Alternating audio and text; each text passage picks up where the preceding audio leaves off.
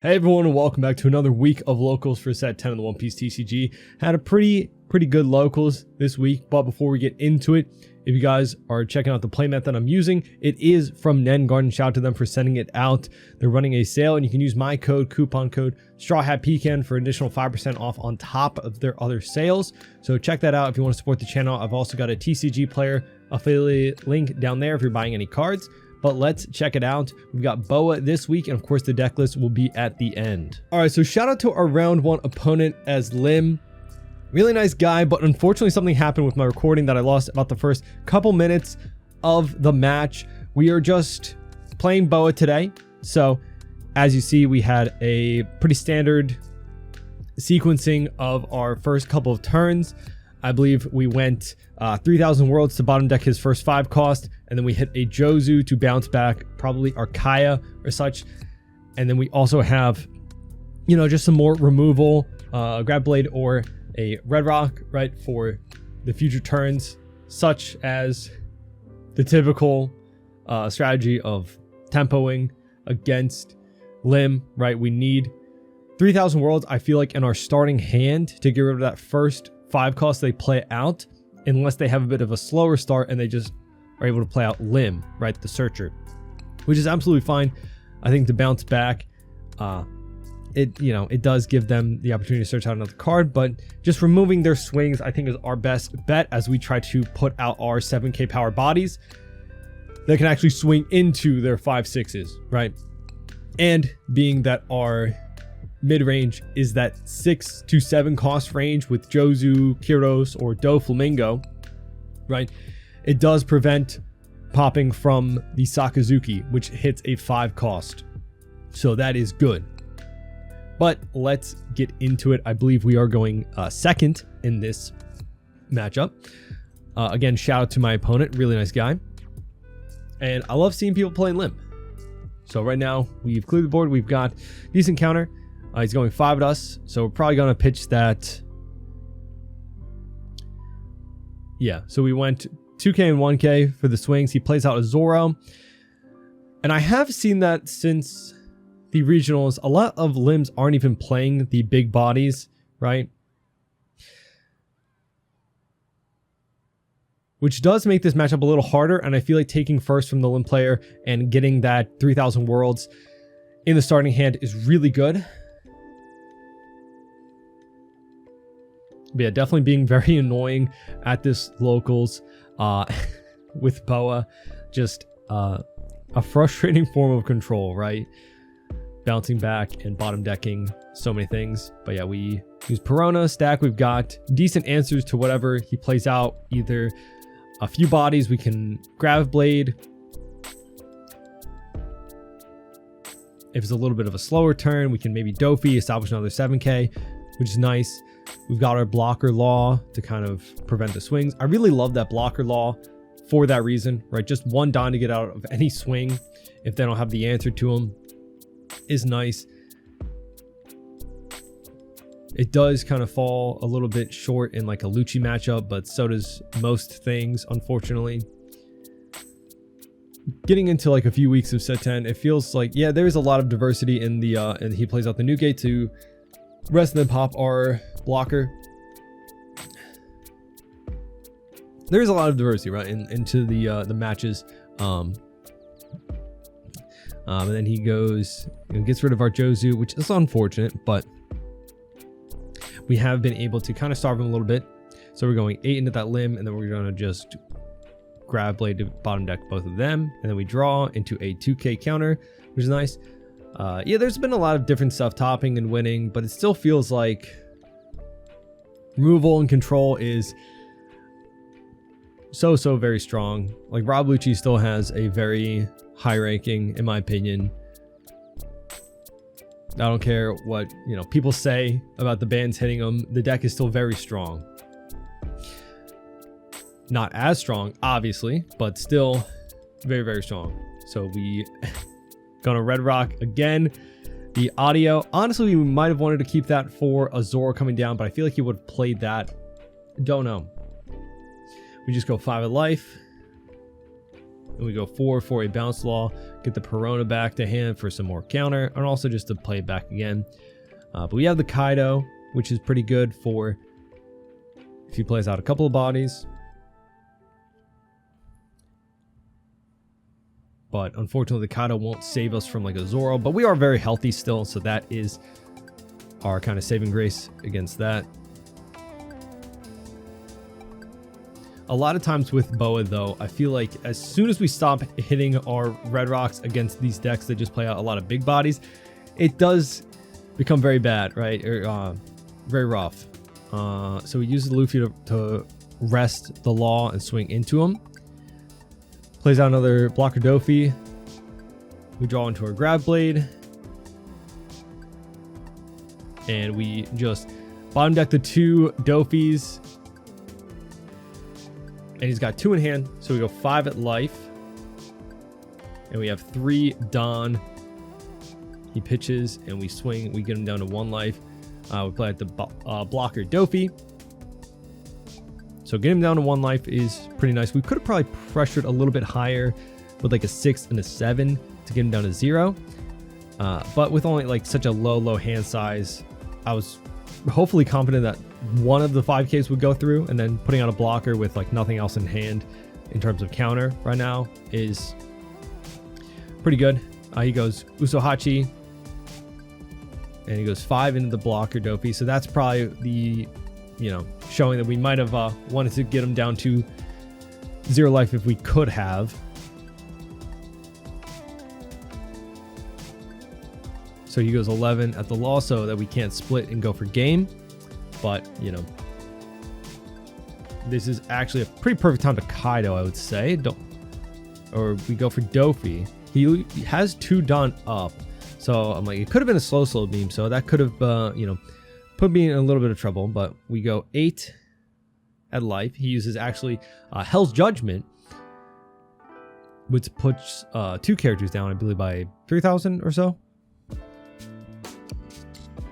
And honestly, I like that as a counter event in Lim. I think we were talking about it, but ramping so fast in the deck, I kind of like that Don Mai's counter event. Plays out Zoro, but I think he's got 1 in hand at this point, so we just go 7 and swing in for game, and it is GG. But yeah, I think currently a lot of Lim matches or decks are not even playing the big bodies and just going super wide as fast as they can. And that's kind of how I liked and envisioned Lim in set 10, with how many good 5 costs you got in terms of support. If you can just flood the board before they can really respond to it, it's hard to respond to it. I don't know. It seems like a pretty good strategy, and I think a lot of people are adapting that. So that means, as Boa, I feel like it's important to try to win dice roll and go first to delay them a little bit. And then for our first form of removal, we want to see a 3,000 worlds. And I think I might try to bump it up to 3 copies just for that. I don't know. I'll have to see. I'm still experimenting with deck lists, so I'll post a few at the end. But shout out to our round 2 against Shanks. Shanks was a matchup that I kind of had in mind for this deck and the building behind it. Right, so we are going second. We play Sengoku. You do have to play, I think, a little bit differently going second, and that, you don't get to poke that 5, play out the blocker Law, and get some kind of value off of it, right? Because you can just freely get rid of it. But seeing that red rock, super nice. That's why I think I'm stacking the blocker Dofi at the top, so that I can play that, get some kind of board presence, and still be able to swing. So he plays out the Sanji, and now that I'm kind of tempted to just play it out, so because I don't want that 6K coming at me. If he had a little bit slower of a start, like a blocker chopper or something like that, or something along those lines, I would still maybe just play out the blocker, swing 6. But he plays out Luffy, and we go 2-1 because of that 7K swing. And then here's the thing, this might be my last deck list that I'm running the Boa 6-drop in. I like it against big bodies. It's really good in Shanks. Against Blackbeard, it doesn't really matter because he's going to turn off my on plays anyway at 10 Don if he's got the cards for it. So we're just going big swing into that Luffy because Boa obviously can't stun Luffy.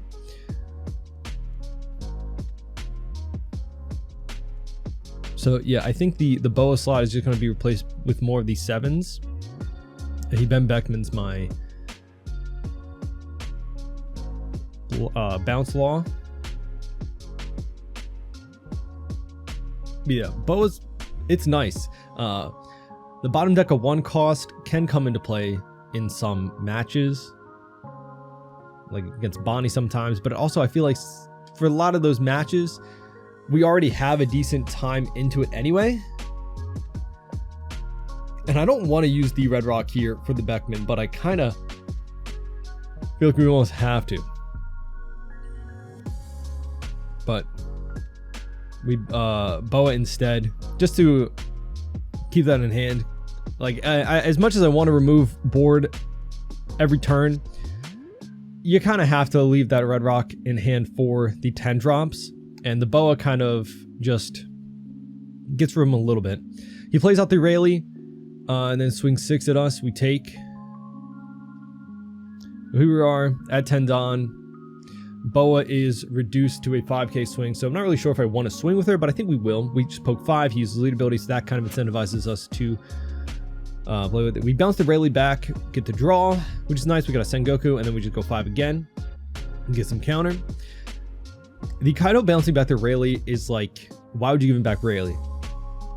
But he can't pop anything with the Rayleigh. He just makes the Boa a 5k, and he has 2 7s to swing into her. Just pokes 5 into her. And she kind of is acting like a blocker in that regard. Or no, she was I think a 6 because he -3 from, or yeah, 6 because he no, he -2 from the Kaido, right? So he's at 10k.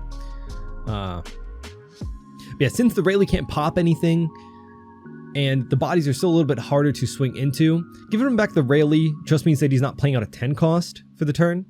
And then yeah, we play out another Kaido. Love the Kaido in this matchup. It really helps, even if it was like a dragon, the Rush Dragon, even though he can play it out and get some value. Again, it's a matter of preventing him from using those 10 costs, right? Because those require a Red Rock. So the fact that we have a Red Rock is nice, but we are taking down to 1 life, which is a little bit scary for us, but we'll see. We have 2 12k powers. He has 2 Dawn open, so thinking about a Red Hawk. Here's my major mistake, and right, you should never play down your 1 cost blocker when you red deck has 2 Dawn open and you think it's a Red Hawk because I can pop the blocker. So I immediately said, oh yeah, I shouldn't have played that down. So that was a pretty crucial mistake. But going into the 12 into the 7, a little bit harder to defend. So he just lets that go. Yeah, we're just trying to clear out the board, go big swing at life, and then 12 of life, and then we're gonna Red Rock, I believe, that dragon. Yep, and we have too many in hand, so that's unfortunate. But 1 life, decent sized hand, a blocker. So if he goes 10 cost Rush Shanks, it's kind of, easier for us to get out of with just 1 card. Like that 1 cost blocker, being able to almost completely negate a 10 cost Rush Shanks turn is so crucial. And we draw, we get another Dofi blocker, which is really good. And he's like, am I just gonna bottom deck this? We go 12 into the 9. I'm thinking maybe he doesn't want to give it up because he's going to try to go for game the next turn, right? But I probably should have just swung really heavy into it, especially with that. But we go 14 into the dragon. So again, I'm thinking maybe he doesn't want to dump too much of his hand to save it. So I'm being a little bit greedy with my swings. Because if I keep up decent Dawn, I don't know, I could have gone a little bit heavier into his life. But at this point, yeah, he does dump a lot of hand to save it.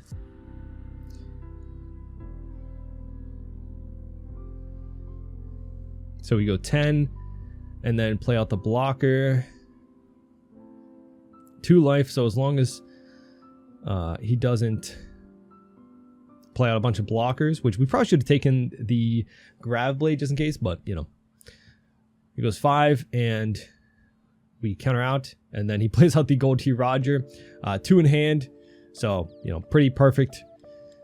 That is another thing though, staying at 1 life, right? So that they, so I can't be hit with the Gold T Roger is kind of crazy. But yeah, honestly, I feel like Boa has a decent matchup into Shanks with how many blockers we play out. Even if it's the control version, you know, our bodies are pretty high power, you know, so it's a little bit harder to hit. That's kind of why I like the Kyros, but I'm also kind of testing out a build that's trying to just be a little bit more consistent. So maybe not running the Kyros, not running the Boa, just more of the 7 cost bounce Dofi.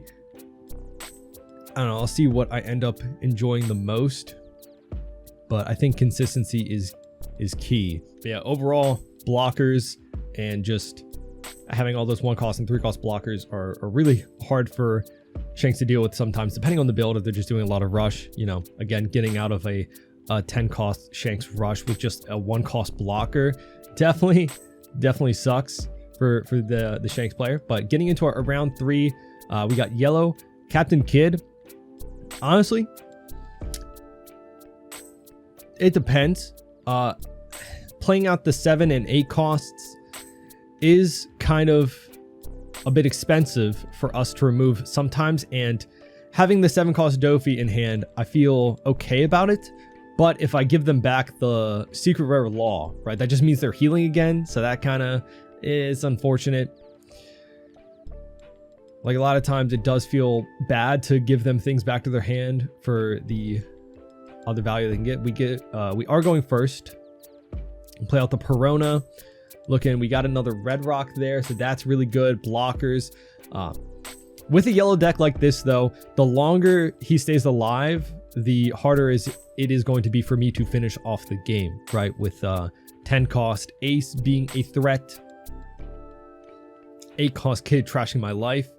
We go 5 of life and then play out the blocker Dofi, which we just kind of saw all that stuff, but you know, just establish a blocker on curves, pretty good. And then we have the bounce law if he plays out the Hawkins, which I'm kind of predicting, right? But yeah, it's like that toss up of the odd higher cost characters, like that 7 to 8. Like, do I red rocket or do I give him back to hand? Really depends, and you kind of have to gauge hand size and such at the time. He picks up the Arouge 5 cost with the Luffy, so we know that there's not going to be a Hawkins coming down, but honestly that's probably better for him, being that we could have just bounced it. He uses the X-Drake to rest our blocker and just goes into it, 5 and a 6, and we counter out to keep our hand size down, and then makes the X-Drake a blocker. He's got Scratchman and Pooh in the top of his life, so we law bounce and then get the draw, and we get to swing at life that way. And then Perona comes back out to stack the deck. This current build, I think I'm only running 2 Peronas, but it's nice when you see it, and it's kind of in a flex spot.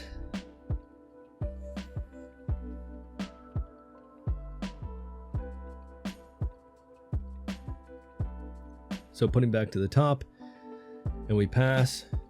But yeah, I've been thinking about a lot of different deck lists for Boa, because I think the deck can still be pretty strong in set 10.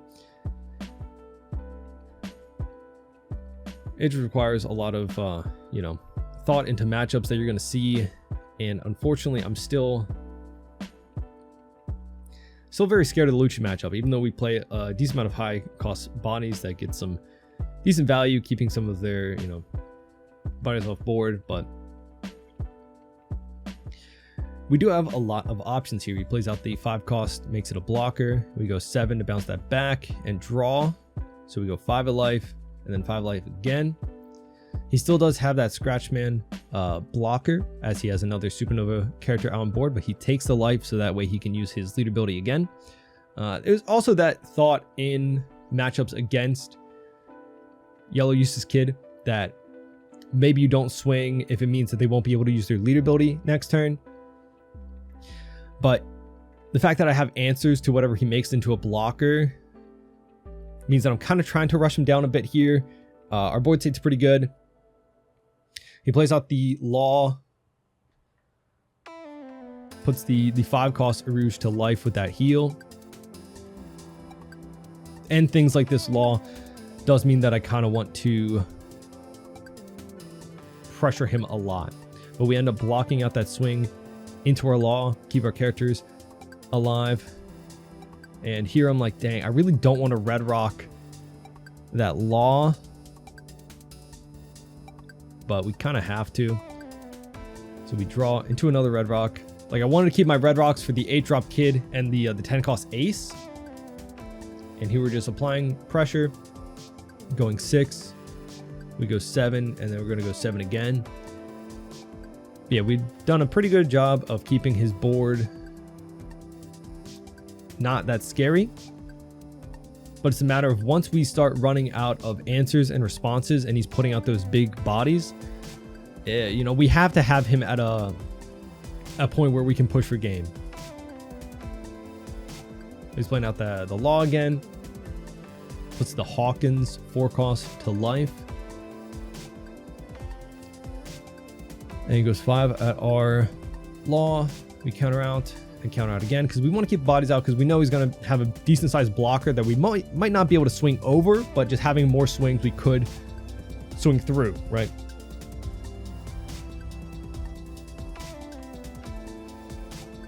So here we're going to go Dofi again. Draw. We go 2 into Luffy, so that way Scratchman loses blocker, which is kind of nice. Something that I almost kind of forgot about, right? The Scratchman is a conditional blocker, so as soon as there's not another Supernova character on the board, right, he doesn't have blocker. And it's nice because in hand, we kind of have like answers to anything he plays out. And our board is kind of scary, right? So we go 7 again. And he takes. No trigger. But the only thing we're missing out of hand is counter. So that's like the kind of balance that Boa becomes a little bit tricky, right? The answers we looked for removing our opponent's board sometimes can end up just being events, right? And stacking your hand full of events means that your board is a little bit exposed.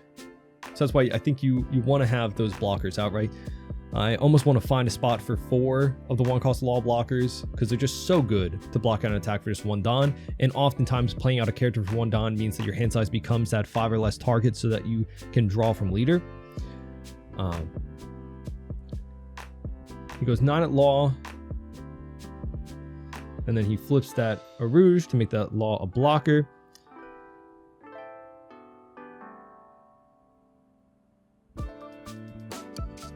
So we red rock the law, draw. So that's like, I really don't know if that was the answer, but that was like our only way to get rid of the law. And I'm trying to apply as much pressure as I can. He counters out of that. I think he only has like 2 in hand. So Sengoku, search. I'm just hoping that picking up that law blocker actually was kind of crazy. Because I mean 7 at life. Probably going to connect, and then we can play out a blocker to kind of defend our board in any way. So honestly, we're looking really, really great. The only thing we're missing is an answer to like a 10 cost or an 8 cost even. But at the current point, we should just be able to go for game regardless of anything he plays out. Plays out the Luffy, Searcher. Picks up the Arouge, so we know he has a 1K counter.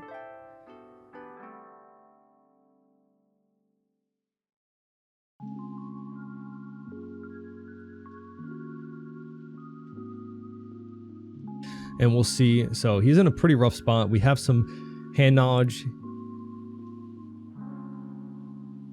So we block out the swing at life. Honestly, we probably should have taken. He plays out the kid to trash. It's a 2K counter, so it wasn't a red rock. He makes the kid a blocker. Frankie 2K counter.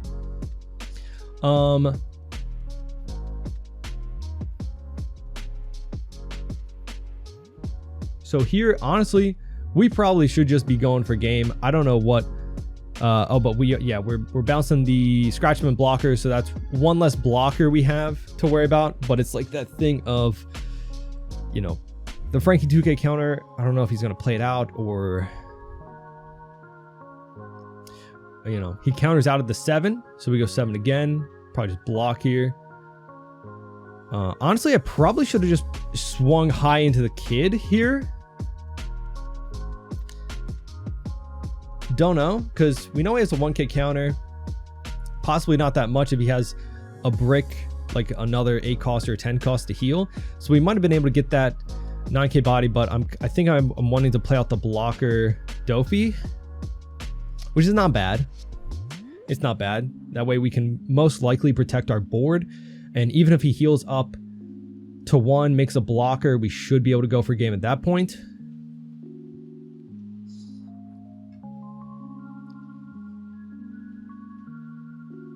And luckily for us, you know, we are still pretty healthy. So he's not able to cycle with that kid. He goes 9 and we block. I probably should have, I think I had enough counter to dump. I'm not sure. Yeah, I probably should have countered out, because then I just gave 2 1Ks, right? I think I had, oh no, I don't think I had enough to get a 9K, unfortunately. So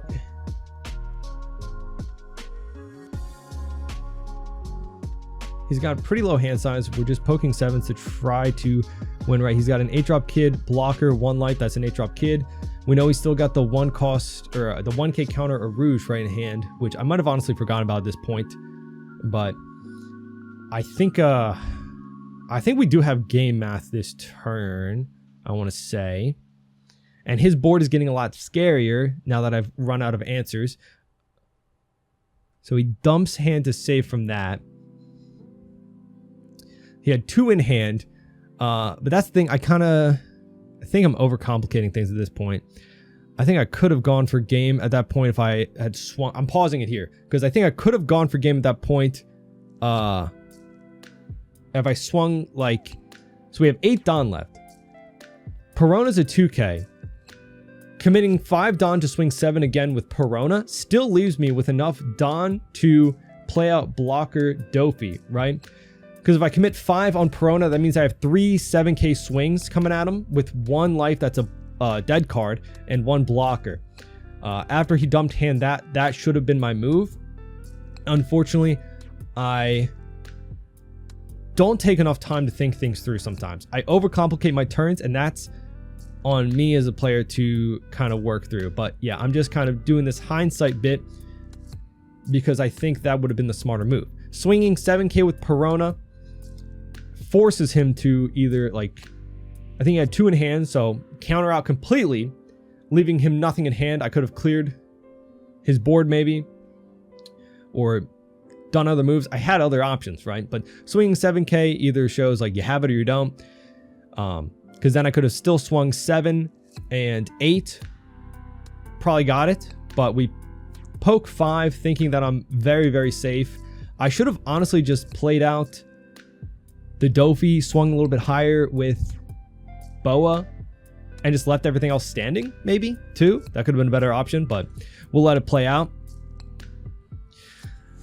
But yeah, I'm kind of looking for like a Red Rock or something like that.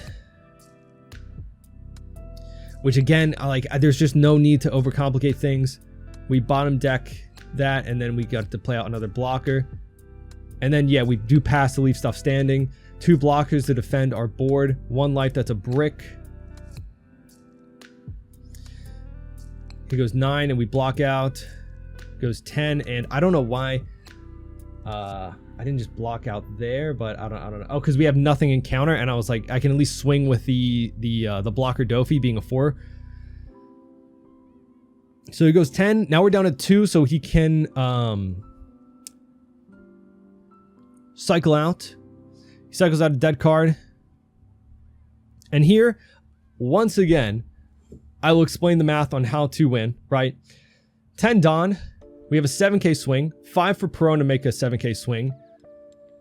3 on Dofi to make a 7K swing. That means another 7K swing from lead, right? 3, 5, 2. I could do 4 7K swings to get through. But in my head, I don't know why, I got a little bit shaken up and the fact that he's got 2 life and a blocker, for some reason my brain just kind of stopped working and I didn't go for game. Here again, I'm gonna let it play out, not trying to spoil anything, but like I feel like giving this like hindsight bit is almost like the purpose of this, right? I swing 5 being super greedy. He has like 1 in hand. In my mind, I swing 5, he takes, it's a guaranteed win, right? But I should have just swung 7 to begin with off of Dofi. In my head, I have answers that like if he counters out here, I can clear his board, but I really can't.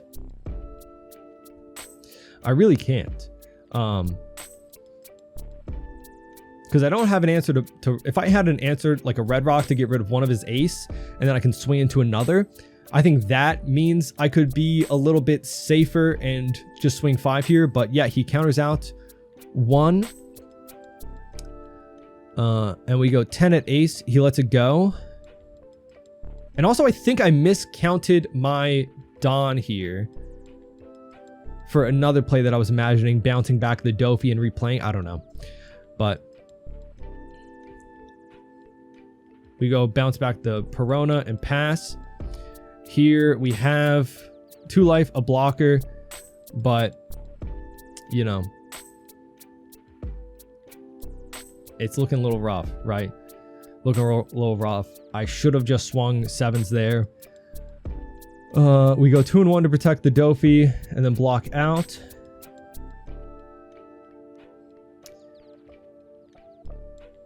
Because at this point, I should have just kept that blocker as well. I don't know. At this point, I've pretty much, you know, I've made crucial mistake of not pushing for game when I should have, and not like just taking the time to count out the math for my swings. For some reason, in person, it's a lot harder for me to do. But yeah, he just swings big at the Dofi and goes 7 at lead, and we have to take. And I'm like, do you have to cycle with the kid? Because I don't know if that's like a requirement, but yeah, he does. And at this point, he has 1 in hand, but we don't have any solution to go for game, obviously, and we can't remove his whole board, right? I think we go 10 at ace. I'm thinking maybe we're still in this. He lets it go, so I'm like, okay, maybe it's a brick. We go 10 at kid, and it's gone. And then we bottom deck his Luffy. So at least we put ourselves in a position where it's all cleared, so we can't go for game this turn. But if it's, you know, he plays out another ace or even anything really, we could be in trouble. Because we need 2 more turns to win at this point. He's at 2 life, right? So, you know, is what it is. Again, at the end of the day, it's like a locals, and it's important to learn from your mistakes here as opposed to like a big tournament, you know, because locals doesn't matter as much. But yeah, it's crazy. The last life was a red rock, so he goes 7 for game and we counter out. But at this point, I'm like, I have to hope for a blocker off my top life, and we don't get it. So yeah, and we don't have anything to bounce back, so we couldn't draw for a blocker. I think I look at my next top deck, it's not a blocker anyway.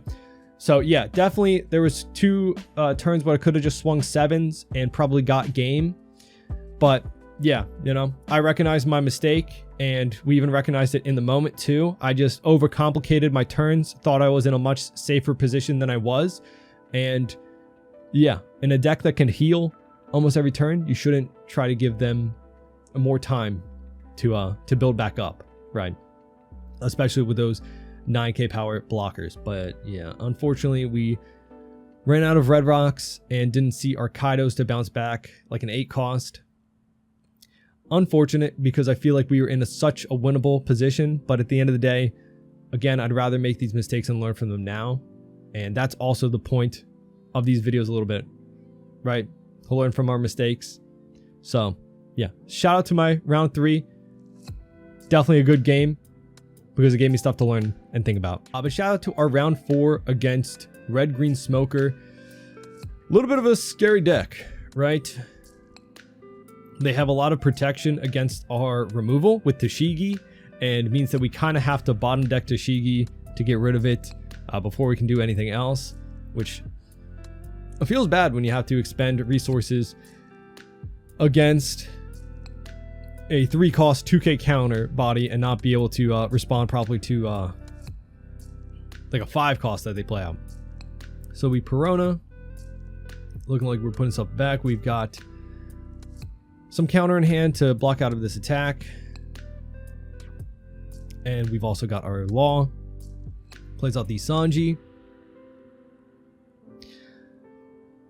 and now we're just going to go 5 at life, do our classic 4 Dawn play. The Law, bounce back the Perona, and bounce back the Sanji. We have 5 in hand, so we get the draw, which is cool. But yeah, I feel like the Jozu we toss away because we didn't have something else to bounce back in place of it. I think maybe we should have still kept it. Who knows? We've got the Boa, but he wasn't able to put out the Tashigi, which is nice because we can get rid of the Smoker. We just go 5 at life a couple of times, and then yeah, that is going to be a red rock to get rid of the Smoker. Part of me is just expecting the Tashigi to come out later at a point, so I kind of want to get rid of what I can when I can. And yeah, getting rid of an 8-cost kid with a red rock obviously is crucial. And on 10 Dawn, we still can red rock a kid if we use 4 Dawn for like a bounce Law to get rid of the Tashigi protecting him and then red rock it. But we don't have the bounce Law in hand anymore. He goes 7 at the Law, so we use that as an opportunity to get our hand size a little bit down. Plays out another Smoker, gets 3 Dawn back, which is always a little scary. And goes Virgo. So 3 Dawn still left. Can't save the Law if he goes again at it for like 7 or so.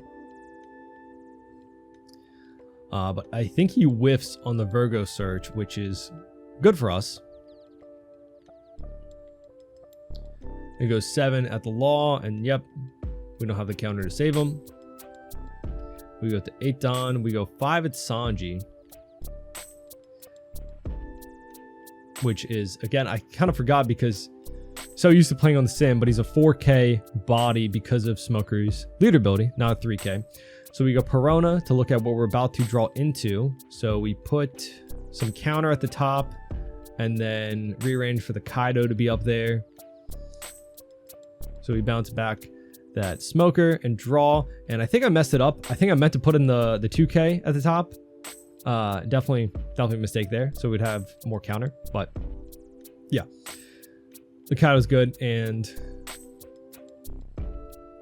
I don't know, it depends on what he plays out and what he swings. We still do have a 2k and a 1k, but I'm trying to not take too many swings here, as he could have some decent red aggression, right? The 5-cost Luffy, I believe, is run in some Smoker decks now. Which also, with the popularity of that card, the Boa loses a little bit of value being a mid-range body to stun something. You can't stun that Luffy, as you saw in the Shanks matchup. So he goes 7 on us. Luckily, we get a 2k counter. He plays out the Smoker. Get 2 on back from leader and then 1 back from Smoker. Goes 6 at us and we 2k out. Plays out another Smoker. With all that Dawn he got back. Kind of crazy. We draw into our 2k. We go 5 at life. We go 9 at life. And then we go 10 cost Kaido to bounce back a Smoker and the Sanji. So then we get to draw.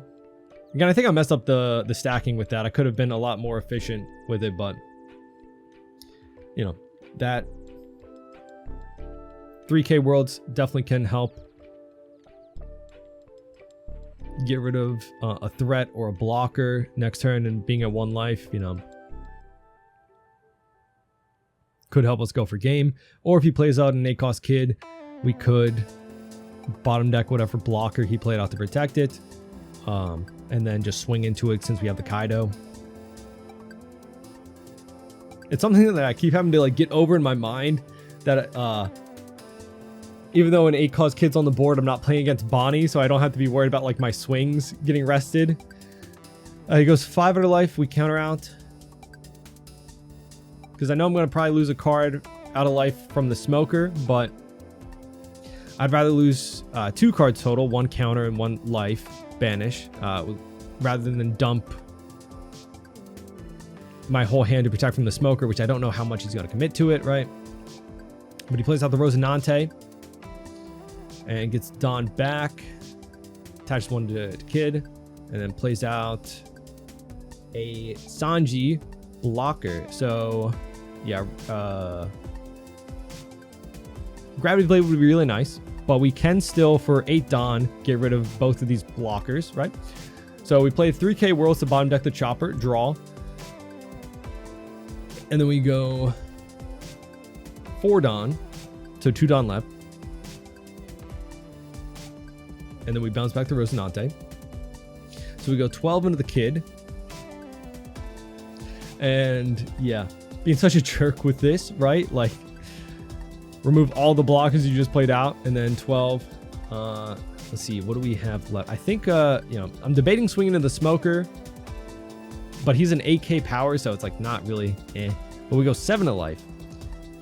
And so if he counters out here, then it's more tempting to go into the smoker. So yeah, he does counter out, and we go 9 into the 8 and do get it. And then our board is just kind of really scary, and we've gotten through the 8 cost kid, so that even if he plays out another, we'll probably be okay. But, you know, the game's not over yet, and there's a lot of things that could go wrong for us. And yeah, it goes 5 out of us. We go 1k. And he goes, yep, rush Shanks. Gets 2 Don back. So 12 into 8 does get it. Leaves 2 Don open, so that's the counter event, right? But we end up just going big swing and get it. Yeah, definitely a matchup that you need Red Rock sometimes for that kid, but it's a matter of like if he sees Tashigi, which he just unfortunately didn't, you know, so that's just unfortunate on his end that he didn't see the Tashigi, because that would have really hurt my early game removal, right? Having to expend like a 3,000 worlds or something on the Tashigi just to get it out of the way, or only being able to like Jozu the Tashigi or something. It feels rough, right? Or just using that removal to get the Tashigi rested to swing into it. You know, again, it's a tricky card to get around, but not unwinnable. But yeah, definitely some things to learn from this locals. I think, again, Boa can be pretty strong in the current meta. And yeah, let's get into some deck lists and some thought process behind the cards. So this is what the deck list from locals was looking like, right? You know, I do think since then I've changed ratios to make it more consistent, because at the current point in time of it, I was just testing some cards and how I liked it, right? I was still iffy about the 6 cost Boa. Since then I've cut it. Kyros 2, still pretty good card, but I'm kind of generally just leaning towards this 7 cost, as the on play just helps a lot more in matchups that we have a worse time into, rather than having 2,000 power more, right? Having that 9k body versus the 7k. Just being able to bounce that higher cost character and kind of keep our opponent's tempo off, I think is more important, right? And like I said, Boa has a lot of iffy situations. Freezing a 10 cost does help, but, you know, to me, it was like a searchable Red Rock almost, in that it kept like a Shanks' big body from swinging again, and it's searchable from Sengoku, which is nice. But I think just keeping more options to bounce and keep getting that extra draw from lead ability is nice. It's really nice. So looking something along the lines of this as we get into it, right? Doflamingo, putting in 2 more copies. I've debated putting in another copy of 3,000 Worlds, but 2 putting more consistent, right? Still iffy about Perona. It's a nice flex spot, and also switching out the Mihawk for the Buggy 2K counter, which I just kind of forgot to put in my deck at the time.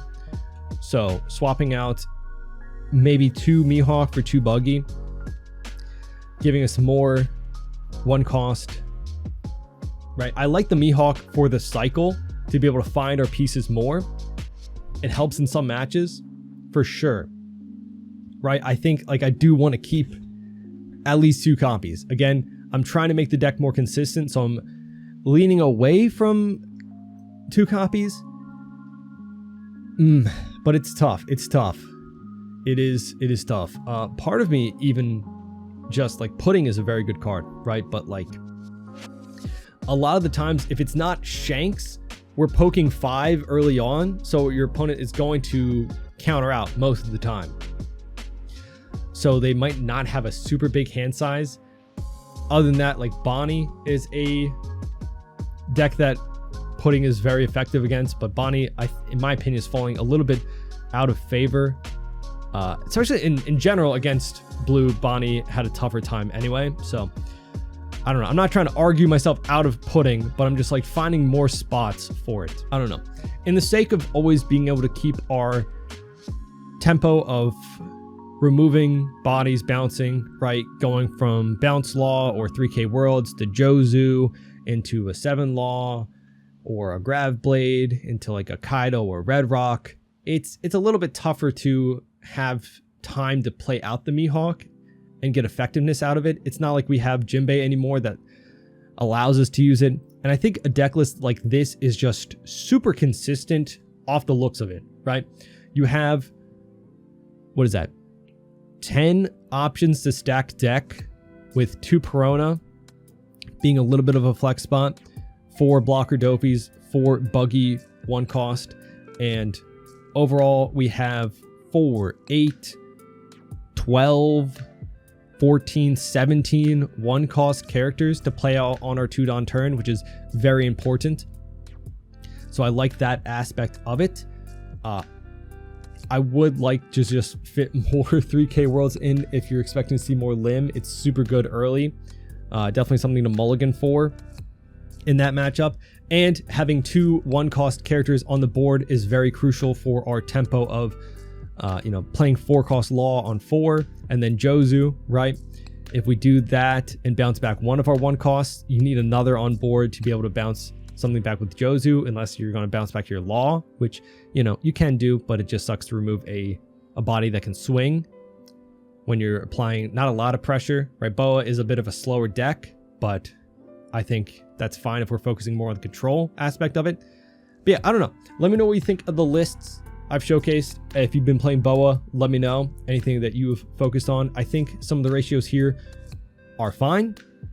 A lot of people have cut Perona, but I think 2 copies is absolutely fine, especially as that cheese counter.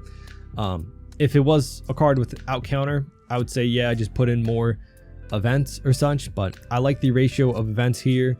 It feels pretty good, and just more options to find what we need to when we need to is great.